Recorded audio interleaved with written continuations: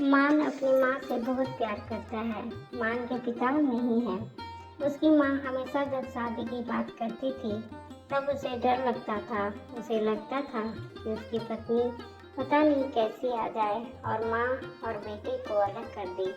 लेकिन अब मान अपने आप को बहुत खुशकिस्मत मानता है क्योंकि उसको मिशा मिली है। मिशा और उसकी माँ में बहुत अच्छी बनती थी। दोनों माँ बेटी की तरह रहती थी। बहू अपनी सास से बिल्कुल बेटी जैसा ही बर्ताव करती थी। बेटी की तरह रूठ जाती थी और जिद करके अपनी बात मनवा लेती थी। मान इकलौता लड़का है। मान के पिताजी नहीं हैं, इसलिए मान की आर्थिक स्थिति इतनी अच्छी नहीं है। लेकिन घर में शांति और प्यार होने के कारण वह मेहनत करके अच्छे से अपना घर चला रहा था। बहू और सास की इस जोड़ी की चर्चा अब मोहल्ले रिश्तेदार में यूँ होने लगी है। इनकी मिसाल दी जाने लगी है। लेकिन मान को नहीं पता था कि ऐसा कुछ होने वाला है। शायद दुनिया वालों को नज़र लग गई सास और बहू की इस जोड़ी को। एक शाम अचानक मान की माँ मान को जोर से चिल्लाकर कमरे से बुलाती है। मान आता है और पूछता है, क्या हुआ माँ, क्यों चिल्ला रही हो? मान की माँ बोलती है कि तेरी पत्नी को समझा दे, अब बस बहुत हो गया। मैं इतने दिन चुप रही लेकिन अब मुझसे नहीं होता। वो हर बात में मुझसे जिद करती है। इतने में बहू भी कमरे से आकर माँ से पूछती है, क्या हुआ माँ जी, आप क्यों परेशान हैं? माँ कहती है, तो चुप कर, मुझे तुझसे बात नहीं करनी है। बहू कहती है, क्या हुआ, मुझसे कुछ गलती हुई है क्या? माँ बोलती है कि तू अपना यह नाटक बंद कर और मुझे अब तेरे साथ नहीं रहना। माँ कहती है, बेटा तू मुझे गांव छोड़ा। मान बोलता है, वहाँ कौन है और वहाँ क्या करोगी? माँ कहती है, वहाँ मेरा भाई है और मैं मजदूरी कर लूँगी, लेकिन अब इसके साथ नहीं रहूँगी। अब मुझे बची हुई ज़िंदगी वहीं गुजारनी है। बहू बोलती है, माँ जी आप कैसी बातें कर रही हैं? हमारे होते हुए आप गांव में क्यों रहेंगी?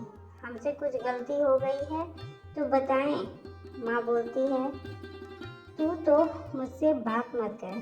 तेरी माँ मैं नहीं हूँ। तेरी माँ वो है जिसने तुझे जन्म दिया पर तुझे कुछ सिखा नहीं पाई। बहू को थोड़ा बुरा लगा। माँ जी आप क्या कुछ भी बोल रही हैं? आपकी तबीयत तो ठीक है? बेटा बोलता है, माँ तुम आराम करो, हम शाम को बात करेंगे। माँ एकदम जिद पर अड़ जाती है, मुझे अभी गांव छोड़कर आ, अब मुझे यहाँ नहीं रहना। मान और उसकी पत्नी को कुछ समझ नहीं आता, लेकिन माँ जिद पर अड़ी रहती है तो मान को उनकी बात माननी पड़ती है और उन्हें गांव छोड़कर आना पड़ता है। घर आकर फिर वो अपनी पत्नी से बात करता है और उसे पूछता है कि तूने उन्हें कुछ कहा है क्या, जो माँ जी इतनी बिगड़ गई? पत्नी बोलती है, इस उम्र में अक्सर यह होता है, चिड़चिड़ापन आ जाता है। हम 2 दिन बाद माँ जी को वापस ले आएंगे, आप चिंता मत करें। 2 दिन बाद फिर बेटा और बहू दोनों गांव जाते हैं। बहू को देखते ही माँ फिर से चिढ़ जाती है। कहती हैं, तेरी हिम्मत कैसे हुई मेरे सामने आने की? मैं मर जाऊँ तब भी तू मेरे पास मत आना, मुझे हाथ मत लगाना। बहू को यह सुनकर जोर से रोना आ जाता है। वह रोते हुए कहती है कि आप यह क्या अनाप शनाप बोले जा रही हैं? मैंने ऐसा क्या कर दिया जो आप इस तरह नाराज़ हो गई? माँ जी वहाँ से उठकर कमरे में चली जाती है और दरवाज़ा अंदर से बंद कर लेती है। माँ जी भी उन्हें समझाते हैं लेकिन वो नहीं मानती। बेटा और बहू वापस अपने घर आ जाते हैं। बहू अपने कमरे में बैठी रोती रहती है। माँ भी कुछ समझ नहीं पाता है। माँ जी को गए अब 15 दिन हो गए। इतने दिन तक उनसे दूर ना बेटा रहा था ना बहू। मान की पत्नी उन्हें फिर गांव जाने को कहती है और कहती है, जैसा मैं बोलूँ वैसा वहाँ जाकर कहना। मान मान जाता है और माँ को कहता है, माँ, तुम्हारी बहू सीढ़ी पर से गिर गई है और 5 दिन से तुम्हें याद कर रही है। माँ एकदम से बोलती है, क्या 5 दिन? और तुम अब बता रहा है? वो फटाफट तैयार होकर मान के साथ वापस आती है। साथ में मामा जी भी आते हैं। माँ घर पहुंचकर जोर से पुकारते हुए दरवाजे से आती है, बहू, बहू। और बहू के कमरे में जाकर बिस्तर पर सोई बहू के गले लग जाती है और रोने लगती है। बहू भी माँ जी से मिलकर रोती है। फिर बहू कहती है, जब आप इतना प्यार करती हैं तो वहाँ क्यों बैठी हैं 15 दिन से?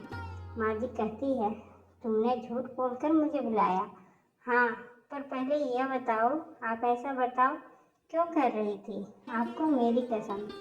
माँ जी बहू के फिर गले लगती है और कहती है, बेटा, उस दिन जब मैं मंदिर से आई तो मैंने तुम्हारी और मान की बातें सुन ली।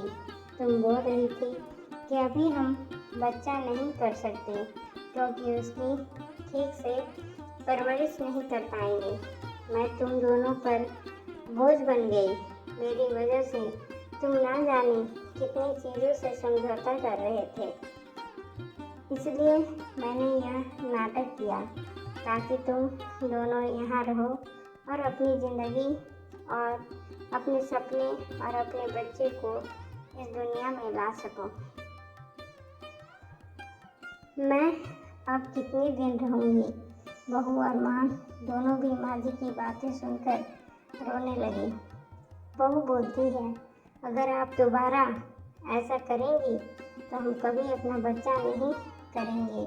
मान कहता है, माँ, अब तुम भी यहीं रहोगी और दादी भी बनोगी। हम साथ रहेंगे तो सब अच्छा होगा। फिर माँ जी वहीं अपने बेटा और बहू के साथ रहने लगे। मान और निशा उनका ख्याल रखते हैं। धीरे धीरे मान के काम में तरक्की हो रही थी। अब माँ जी की दादी बनने की तमन्ना भी जल्द ही पूरी हो जाएगी। प्रेम हो तो सब मुश्किलों का हल निकल जाता है।